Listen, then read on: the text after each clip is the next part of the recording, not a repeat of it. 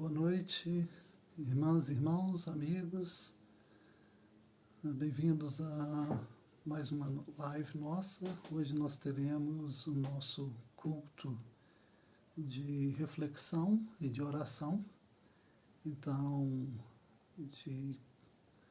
de hábito, após a leitura do texto e exposição, nós teremos o momento onde apresentaremos uma pauta ou alguns temas para a gente orar durante o nosso final de semana. Eu gostaria de convidar todos vocês a abrirem as suas Bíblias no Evangelho segundo Marcos, no capítulo 6. Nós vamos ler o texto que está no versículo 30 até o versículo 44.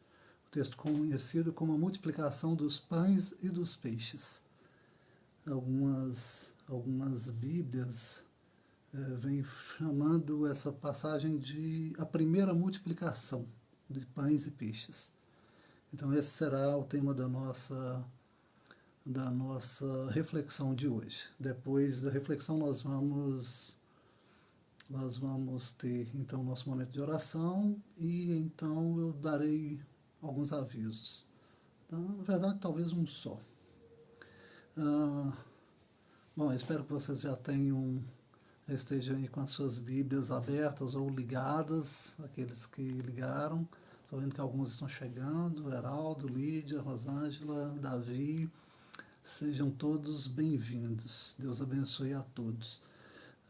Vamos então orar, antes da gente começar. Senhor Deus, nós te damos graças por esse dia, te agradecemos pela oportunidade de, nessas circunstâncias, nos reunirmos, ainda que virtualmente, como igreja, para ouvir a Tua palavra, refletir sobre ela e orar por outros temas que são importantes, que dizem respeito à nossa vida no dia a dia. Pedimos ao Senhor Deus a Tua bênção sobre as nossas vidas e a compreensão em relação à Tua palavra, em nome de Jesus. Amém. Bom, irmãos, Marcos 6 diz o seguinte, eu vou ler na versão Almeida atualizada, a terceira edição, chamada de Nova Almeida atualizada. Diz assim, os apóstolos voltaram à presença de Jesus e lhe relataram tudo o que tinham feito e ensinado, que eles tinham feito e ensinado. E ele lhes disse, venham repousar um pouco à parte num lugar deserto. Aqui deserto é só um lugar ermo, um lugar onde não tem ninguém, não é necessariamente uma região desértica e muito quente, não. Isso porque eles não tinham tempo nem para comer, visto serem muitos os que iam e vinham. Então foram de barco para um lugar deserto à parte. Muitos, porém, os viram sair e, reconhecendo-os, correram para lá a pé de todas as cidades e chegaram antes deles. Ao desembarcar, Jesus viu uma grande multidão e compadeceu-se dela, porque eram como ovelhas que não têm pastor. E começou a ensinar-lhes muitas coisas.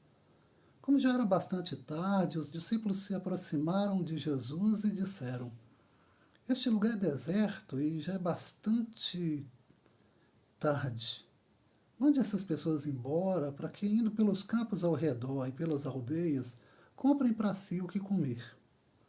Jesus, porém, lhes disse, deem vocês mesmos de comer a eles. Mas eles disseram, iremos comprar 200 denários de pão para lhes dar de comer? E Jesus lhes disse, quantos pães vocês têm? Tratem de descobrir. Eles foram se informar e responderam, 5 pães e 2 peixes. Então Jesus lhes ordenou que todos se assentassem em grupos sobre a relva verde. E eles o fizeram, repartindo-se em grupos de 100 e de 50. Jesus, pegando os 5 pães e os 2 peixes, erguendo os olhos para o céu, os abençoou. Depois partiu os pães e os deu aos seus discípulos para que os distribuíssem. E também repartiu os dois peixes entre todos.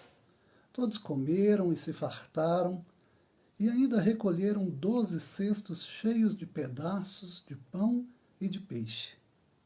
Os que comeram os pães eram 5.000 homens. Que o Senhor abençoe sua palavra e nos abençoe, a nós, os ouvintes contemporâneos dessa mensagem dita há mais de 2.000 anos. Esse nosso texto é emblemático sobre vários aspectos.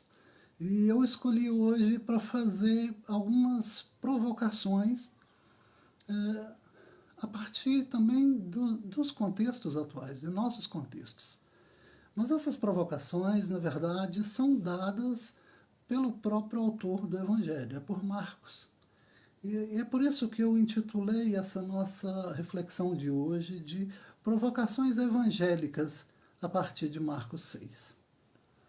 O primeiro versículo da passagem, que é o 30, dessa passagem da multiplicação de pães e peixes, ele continua, se vocês voltarem à Bíblia de vocês uma página, aí talvez seja preciso, é uma questão de impressão, claro, continua o verso 13 de uma passagem em que Jesus autoriza os discípulos a pregar, portanto, a ensinar, expulsar demônios e curar enfermos, como aspectos básicos da presença do reino de Deus chegando entre as pessoas, por meio deles. Então, se a gente atentar bem, esse verso 30, a gente pode... Ela é uma continuidade da passagem que começa em 6b e vai até a 13, e se a gente saltar tudo o que vem em seguida, do 14 até o 29, esse texto que dá continuidade a essa passagem. Essa passagem termina assim: expulsavam muitos demônios e curavam numerosos enfermos, ungindo-os com óleo. E na passagem que começamos a ler, diz: os apóstolos voltaram à presença de Jesus e relataram tudo o que tinham feito e ensinado. Então, no retorno, eles contam a Jesus sobre o sucesso da missão que Jesus lhes deu, ou sobre o sucesso que eles obtiveram em fazer parte da missão mesma de Jesus. É disso que trata aqui o nosso texto, mas a gente não pode se iludir e achar que o sentido do texto está só aqui, nessa continuidade de uma passagem para outra, porque entre uma passagem e outra há um incidente aí que eu gostaria de chamar de perverso. Eu acho que é só assim que se pode chamar um incidente dessa natureza, que é o da morte de João Batista, profeta, anunciador do reino. Essa passagem que está do 14 até o 29, portanto, relata a morte de um profeta. E as condições em que relata essa morte, o texto, nos mostra que Marcos quer fazer ou quer levantar uma série de contrastes e fazer uma crítica ao que está em questão ali, a partir desse texto da multiplicação, que é o que nós lemos e que é objeto da nossa reflexão. Ali, com efeito, essa cena de João Batista, nós temos um ambiente festivo. Sim, é uma festa que está acontecendo no palácio de Herodes, de um dos homens mais ricos da sua época. Herodes é considerado não só um sujeito extremamente rico, a sua riqueza talvez só esteja menor do que a do próprio imperador, mas é possível que nesse momento ele seja um dos homens mais ricos do império. E ele é considerado um grande benfeitor. Ele realiza não apenas na Judéia, ele tem muitas obras públicas, obras para serem vistas e para falar muito da sua grandeza. E ele tem muitas obras feitas em outros lugares do Império Romano, em cidades importantes. E a finalidade dele erigir monumentos e fazer obras públicas importantes como um benfeitor era para que aquelas pessoas desses lugares se sentissem gratas a ele, como um grande homem. Mas o que Marcos quer nos mostrar aqui é uma outra faceta, uma faceta muito mais obscura do caráter de Herodes que está acontecendo.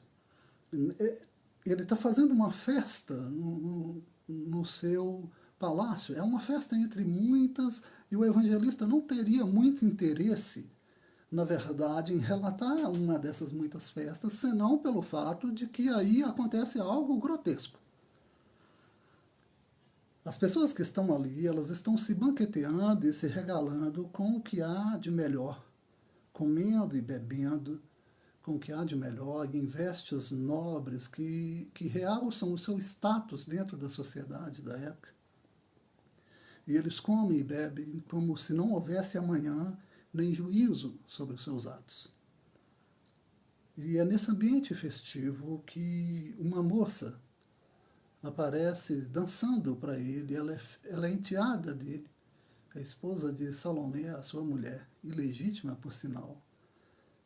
E ele fica entusiasmado com a dança dela e ele faz uma dessas propostas que normalmente um regente teria mais cuidado de fazer. Ele diz que daria para ela o que ela quisesse. Isso é sempre muito complicado, porque nós não conhecemos o desejo das pessoas. E ela então lhe pede, por instigação da mãe, que é ofendida pelas palavras do profeta, que é vista pelo profeta como se fosse uma mulher de moral vulgar, baixa, porque ela é filha, ela era casada com o irmão de Herodes. E a maneira como ele fala dela a coloca em questão diante das pessoas, ou seja, põe em questão a honra dela publicamente. E ela acha que chegou o momento de se vingar e pede à filha para que o rei lhe conceda a cabeça, literalmente a cabeça do profeta servida numa bandeja. Nós estamos falando de um banquete, de uma festa. E a cabeça do profeta será oferecida adornando o banquete macabro dos poderosos. É disso que se trata esse texto. Então, quando nós chegamos ao nosso texto da multiplicação dos pães, nós temos uma clara oposição a essa cena dantesca de outrora. E esse texto da nossa reflexão, ele se abre mostrando a alegria simples dos discípulos e discípulas de Jesus de participarem da missão que ele lhes conferiu no mundo, trazendo boa nova e libertação das misérias espirituais e sociais das pessoas. Sim, também um banquete se insinua aqui nessa cena, mas não num palácio, e sim num lugar ermo, num lugar afastado, desértico, onde multidão de gente faminta se aglomera em torno de Jesus e de sua palavra. Uma nota interessante aí é que os discípulos de Jesus, recém-chegados da missão, eles estão famintos. É o que diz o versículo 31, na parte B. Então, quando a gente pensa em fome, pensa-se também em saciar a fome.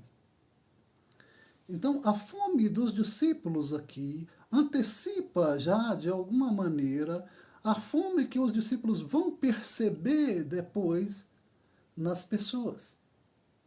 O cansaço deles, ou o cansaço que Jesus percebe neles, mandando se retirar à parte para descansar, é algo também que antecipa o cansaço que os discípulos vão perceber nas próprias multidões que estão ouvindo Jesus o dia inteiro e correndo atrás dele o dia inteiro.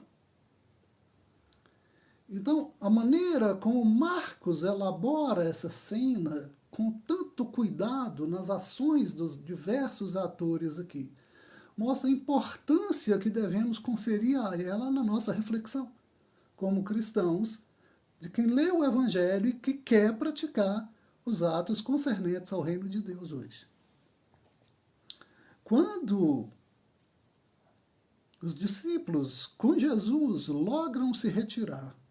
A multidão se lhes antecipa e chega ao lugar onde eles queriam ir antes, o outro lugar do lago, uma outra margem do lago.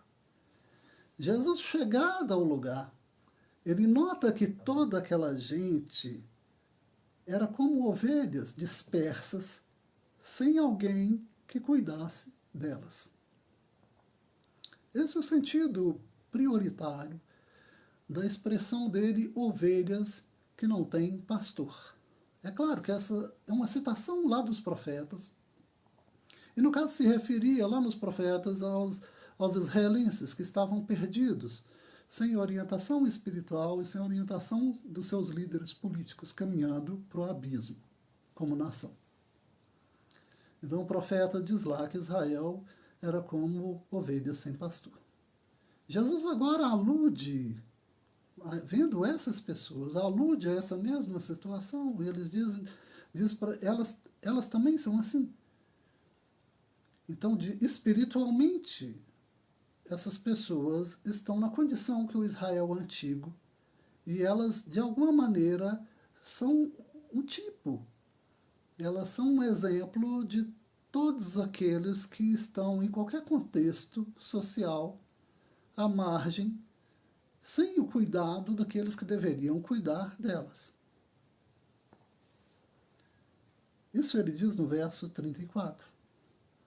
Ele então se põe, e ele já tinha feito isso ao longo do dia, mas a sua paciência, a sua bondade, e sobretudo a sua misericórdia, é isso que o texto acentua, a misericórdia dele para com essas pessoas é tal, que ele quer gastar mais um tempo para ensiná-las. Elas vão atrás dele e ele acha que elas precisam receber aquilo que elas estão buscando. Que se elas têm algum tipo de necessidade, irem até ele significa que elas não podem não encontrar nele a satisfação para essa necessidade. Essa é a natureza da misericórdia de Deus que Jesus manifesta às pessoas simples. Ele percebe a avidez delas por instrução acerca do reino de Deus e ele gasta tempo para alimentá-las espiritualmente. Mas ele nota que elas estão famintas. Antes eram os discípulos famintos. E sob rogo de seus discípulos para que ele despeça essas multidões, para que se alimentem com o que encontrarem no campo e que comprem algo em vilas ou cidades, ele mesmo lhes sugere alimentá-las. No verso 37, ele lhes faz um desafio. Deem vocês mesmos de comer a elas. Isso é desafiador. É desafiador porque eles olham certamente uns para os outros e se perguntam, como? O Senhor nos manda alimentá-las como? Com o quê? Com que recursos? A resposta dos discípulos para Jesus sugere a lógica, a estrutura de vida que eles compartilham. Que as pessoas vão aos mercados, eles pensam, às feiras, etc., comprar aquilo de que tem necessidade, se elas têm fome. Segundo essa lógica, e há algo de perverso nela, mas não é culpa deles que eles pensam assim. Não foram eles que criaram essa lógica, eles simplesmente são jogados nela, foram imersos nela, e vivendo nessa lógica, eles tendem a naturalizá-la, ou seja, a considerá-la o normal da vida. Então, participando dessa lógica, crendo nessa lógica de como as coisas devem ser, de como elas devem acontecer, de como se estruturam as relações socioeconômicas entre as pessoas e entre grupos, eles pensam quem tem necessidade, que compre, que mobilize recursos para satisfazê-las. Segundo essa lógica, portanto, e daí a sua perversão, quem tem dinheiro come, quem não tem passa fome. Mas a lógica de Jesus e que Jesus propõe para eles nesse momento, ela caminha na direção inversa dessa lógica mundana. Ele diz, reparte com eles o que vocês têm. Olha só, a lógica dos discípulos fala assim, libera essa gente para que eles vão e comprem comida. A lógica de Jesus é, não, reparta o que vocês têm com eles, porque eles têm necessidade aqui e agora. E quando as pessoas têm necessidade aqui e agora, não é sensato, não é honesto, não é justo dizer para elas que se vão, sabe-se lá onde, submetidas a uma lógica e a um império de necessidades onde a gente não sabe quem possui e quem não possui, e eles são pobres. A alguns vai faltar e a outros talvez até sobre. Mas essa lógica é perversa. Ela cria desigualdade e ela cria mais miseráveis. A lógica de Jesus é aquela que aposta numa economia solidária, que não admite ninguém passar fome porque não tem. Então, voltando, para a lógica do mundo, quem tem dinheiro come, quem não tem dinheiro passa fome. Para a lógica de Jesus, quem não tem também come. É por isso que a frase dele para os discípulos é extremamente desafiadora. Deles vocês mesmos de comer. Daí a sua pergunta, quantos pães vocês têm? Ou seja, com que recurso vocês podem contar? Ele não pergunta para eles, o que vocês têm é muito, o que vocês têm é pouco, ele diz simplesmente, quanto vocês têm? E ele diz para eles, tratem de descobrir, de saber. O verso 38, a parte A. E nesse mesmo verso, na parte B, eles dão tempo, averiguam, e o texto é muito rápido, como Marcos gosta de narrar as coisas com muita rapidez. Então Marcos nem nos fala assim que eles saíram, foram lá, perguntaram, não. Imediatamente Marcos já coloca assim, eles dizem 5 pães e 2 peixes. Essa é a resposta deles à inquirição de Jesus. Uma resposta objetiva, como nós diríamos hoje, curta e grossa. Antes de qualquer coisa, Jesus procede a uma operação aritmética aqui, simples. No verso 39, ele divide as pessoas, ou pede que as pessoas se dividam em grupos, e elas se dividem então em grupos de 50 e de 100. Jesus abençoa o que tem. Ele pega o pão, os pães, os 5 pães, 3 peixes, e ele abençoa o que tem. Atentemos para isso, porque isso é importante no texto.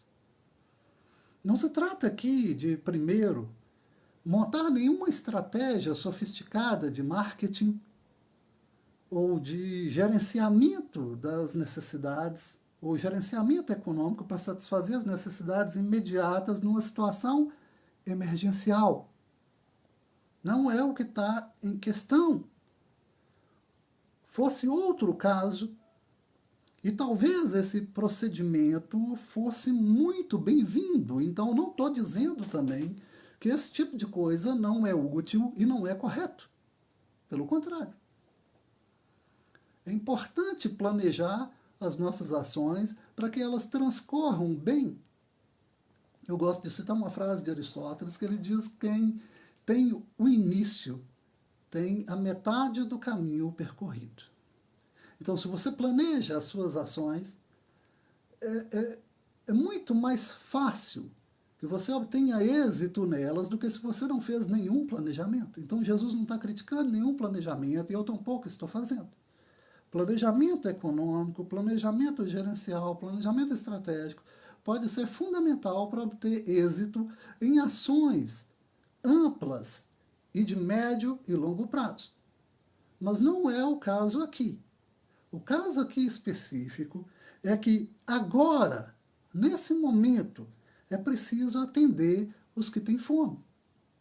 Nesse momento, é preciso dizer para as pessoas que têm fome de que elas vão ser saciadas. e que a gente vai utilizar os recursos que a gente tem para satisfazer essas necessidades, ou tentar. Essa é uma exigência do reino de Deus para com as pessoas que Jesus não nos deixa esquecer. Então Jesus não abençoa aqui projetos nem planos assistenciais e tampouco visões econômicas grandiosas. O que Jesus abençoa são os simples alimentos que são apresentados a Ele. 5 pães e 2 peixes. Apenas isso. Ele abençoa os pães e os peixes, e no verso 41 ele ordena a sua distribuição. São 2 os verbos importantíssimos que Jesus utiliza aí e que aparecem nos encontros de comensalidade de Jesus com os discípulos, ou seja, nos encontros em que ele come com os discípulos. Tomou e partiu. Esses 2 verbos estão na memória da igreja desde a época de Jesus. São 2 atos profundamente significativos e, portanto, a gente não deve tomá-los aqui de maneira banal, como se significasse algo extremamente simples, sem muita relevância. Não, eles têm uma significação simbólica muito forte. São 2 atos que remetem agora à multiplicação. A primeira coisa que Jesus fez na aritmética de Jesus foi dividir. Agora o segundo ato dele é multiplicar.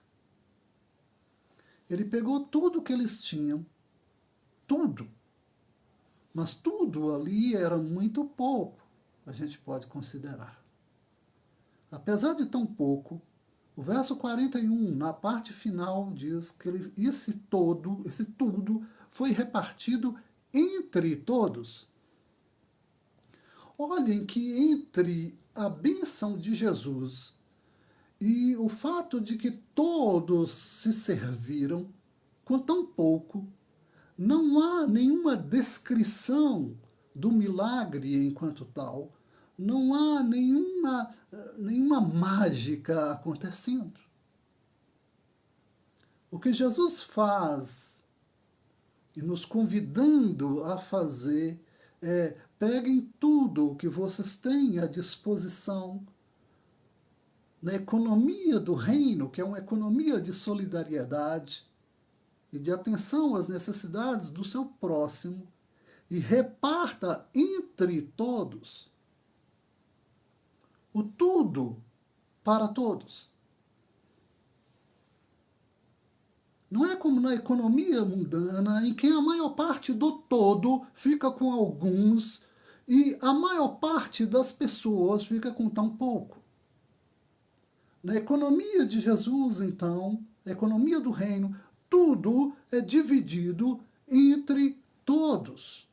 Porque na economia de Jesus não é para haver necessitados.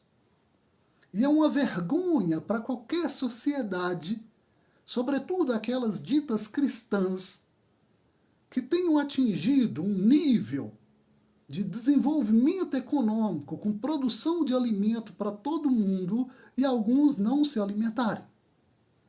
E a comida não chegar na boca de todos. Isso é uma ofensa ao reino de Deus por uma sociedade que se diz cristã. O verso 42 segue essa lógica, dizendo: todos comeram e se fartaram. Mas aí há um adendo, há um acréscimo. Todos comeram e todos se fartaram. Aqui nós encontramos um importante aspecto da justiça do reino de Deus no mundo.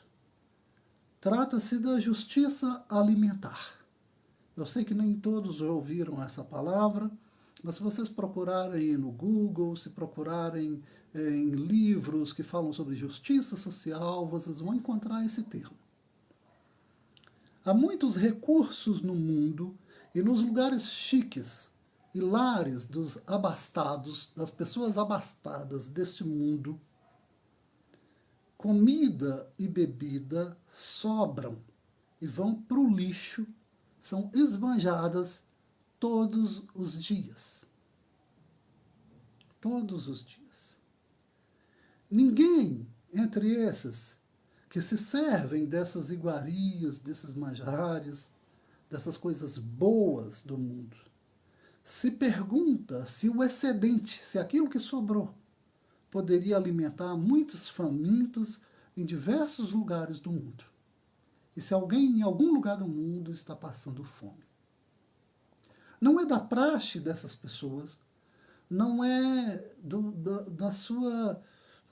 do seu cotidiano se perguntarem se outras pessoas estão padecendo fome ou sede, ou se têm o que comer, ou se têm o que vestir, ou se têm onde morar. Simplesmente porque elas têm tudo isso. E têm em maior razão do que todos. Eles não apenas têm onde morar, mas têm onde morar em vários lugares. Eles têm casa de campo, eles têm casas de praia, eles têm casa em tal ou tal país, têm apartamento em tal ou tal lugar. Eles não apenas comem, mas eles comem o melhor. Eles se alimentam em restaurantes caros. Então, eles não têm o hábito de se perguntar se alguém passa necessidade. Nessa economia do luxo, que é também da exclusão, da insensibilidade, como aquela que nós vemos no Palácio de Herodes, onde tinha aquele festão, os pobres sequer são lembrados. Para Jesus, a economia solidária precisa alimentar todos, sem exceção. Ela produz justiça alimentar que possibilita aos trabalhadores e aos pobres seguir a vida em condições de dignidade. Aí há uma inesperada e maravilhosa fartura. E isso se percebe no número simbolizado, 12, do verso 43, fazendo alusão à quantidade de cestos. Ou seja, as pessoas não apenas comeram, mas sobraram 12 cestos cheios de pães e de peixes.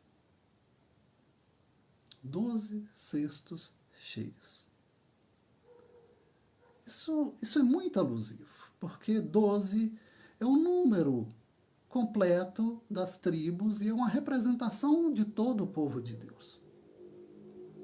O que Jesus nos mostra aqui, o que Marcos nos mostra, é que quando o povo de Deus empreende uma economia solidária que resgata a dignidade das pessoas, todos são servidos, ninguém é excluído e há um excedente. Diferentemente da economia dos ricos, que é uma economia da morte, que provoca exclusão, aqui o que sobra não vai para o lixo. O que sobra é pensado como algo que vai favorecer no futuro aqueles que também terão necessidade, ou que continuarão tendo necessidade. A sobra não é fruto de desperdício dos insensatos que compram mais do que podem consumir, pela lógica perversa de que simplesmente podem fazê-lo, porque têm dinheiro. Sim, a sobra aqui é sinal de um outro tipo de excesso. É da graça de Deus em favor do ser humano que provê também para o futuro, criando esperança e confiança na justiça de Deus. Eis então a razão estranha, segundo eu entendo, pela qual Marcos intercalou a sessão da morte de João, as passagens de instrução e autorização dos discípulos para a missão e essa passagem da multiplicação dos pães. Esse contraste nos provoca, nos questiona, nos faz perguntar em que lógica nós cristãos nos inserimos. Em qual delas se pode vislumbrar sinais do reino de Deus? Para resumir e fechar a nossa conversa de hoje. No primeiro caso, a lógica que impera, a lógica mundana, econômica que impera, É uma lógica da exclusão, do desperdício. É uma lógica que cria miseráveis.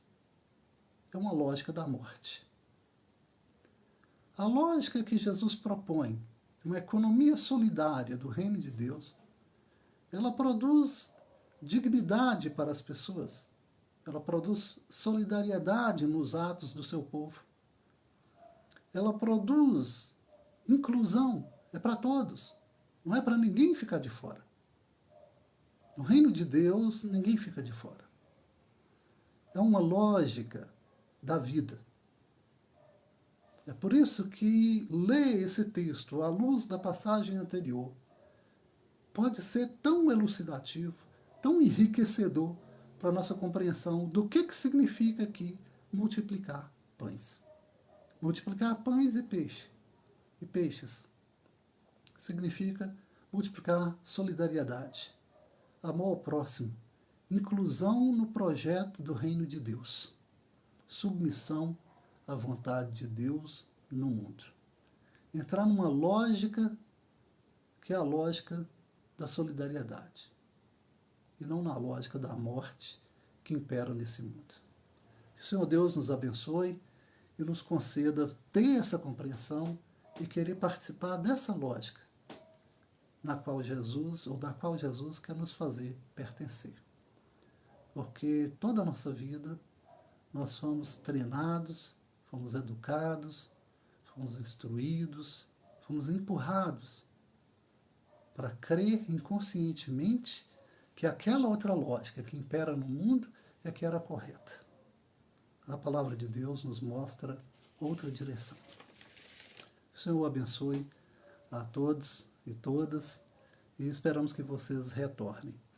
Nós teremos agora, irmãos, algumas razões para a gente orar. Dentre tantas que a gente tem, evidentemente, a gente precisa, em cada encontro nosso, eleger algumas que são objeto da nossa atenção mais imediata.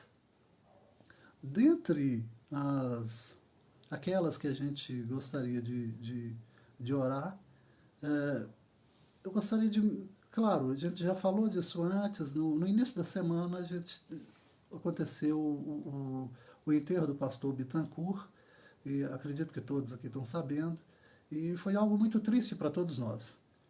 Mas, ao mesmo tempo que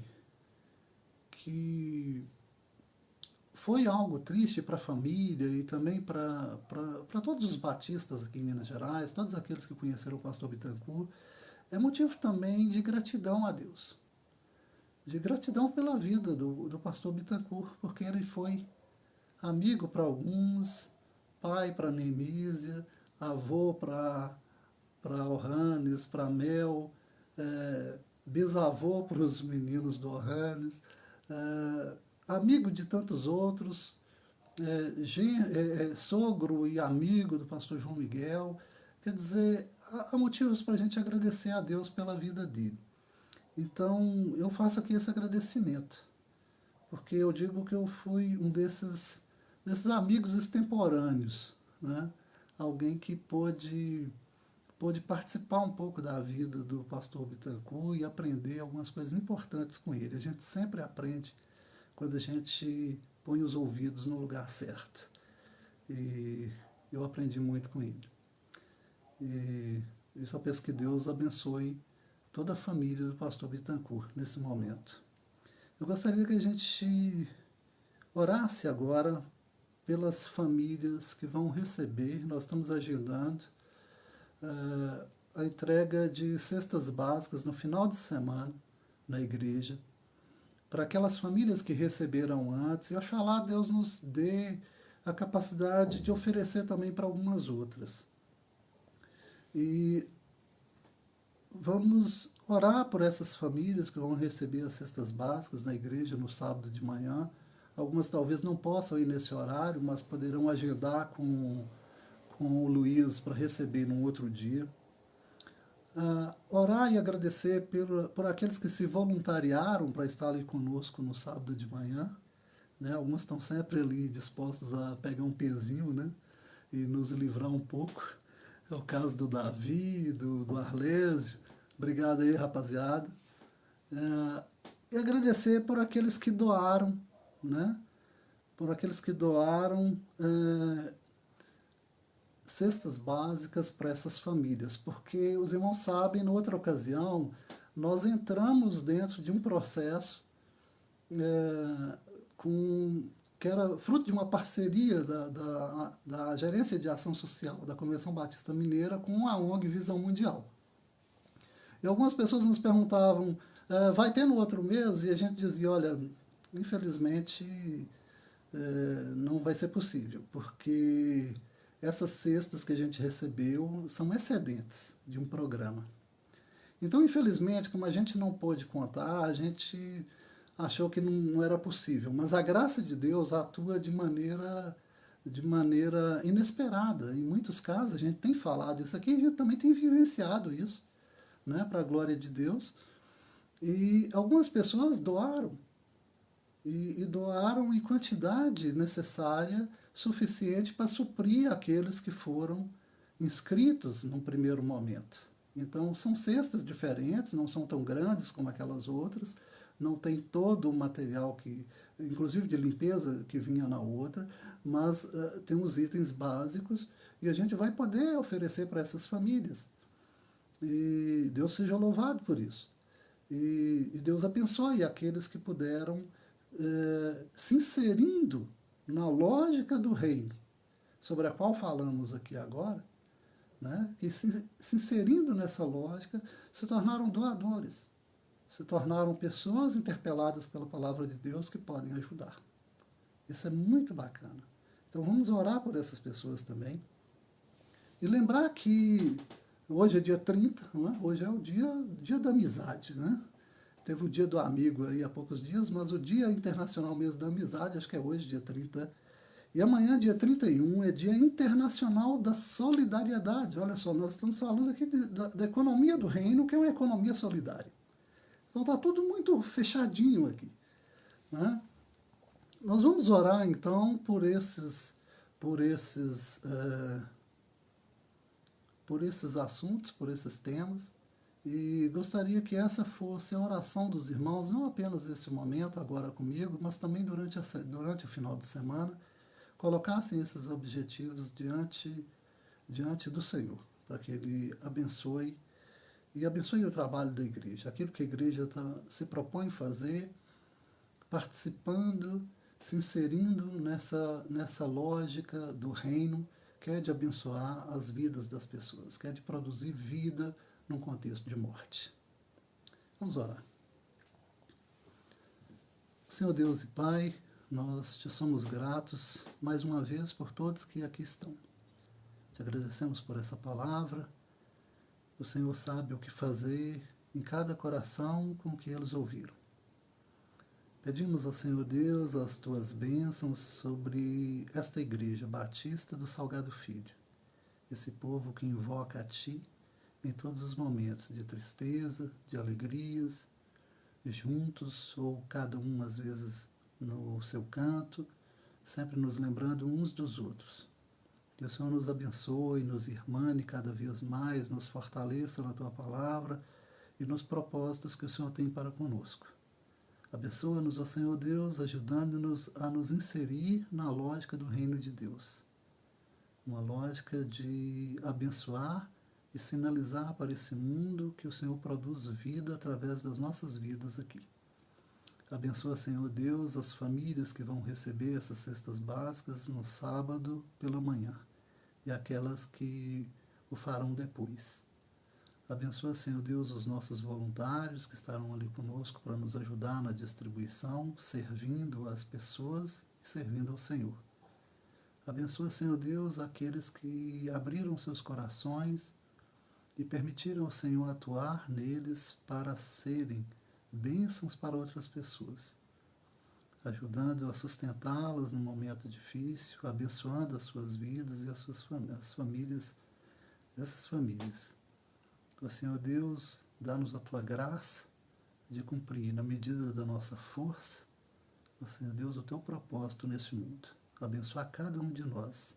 Em nome de Jesus. Amém. Irmãos, então, é isso. Só um último aviso, então.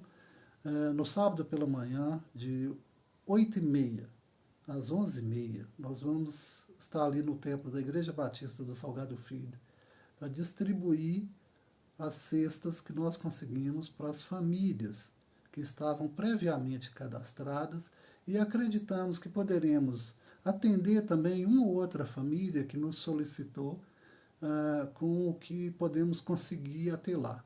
E eu peço àqueles irmãos e irmãs que se puderem ou que quiserem participar disso também, doando uma cesta básica para esse dia, para a gente atender alguma família, porque acreditem, há pessoas que nos solicitaram serem atendidas, né, nessa circunstância, mas infelizmente não tínhamos ali todos os recursos. Podem procurar a gente, podem procurar a irmã Edna Simplício, podem procurar a mim ou o pastor João Miguel. E nós ficaremos felizes em atender e, juntamente com você, fazer parte dessa obra em favor do reino de Deus. Tá ok? Então, repetindo, sábado de 8h30 às 11h30, nós estaremos no templo para fazer essa distribuição e pedimos para vocês que orem pelas pessoas, orem também pelas nossas vidas, pelo pastor João Miguel e por mim. Que o Senhor abençoe a todos e estamos despedidos assim, em nome de Jesus. Amém.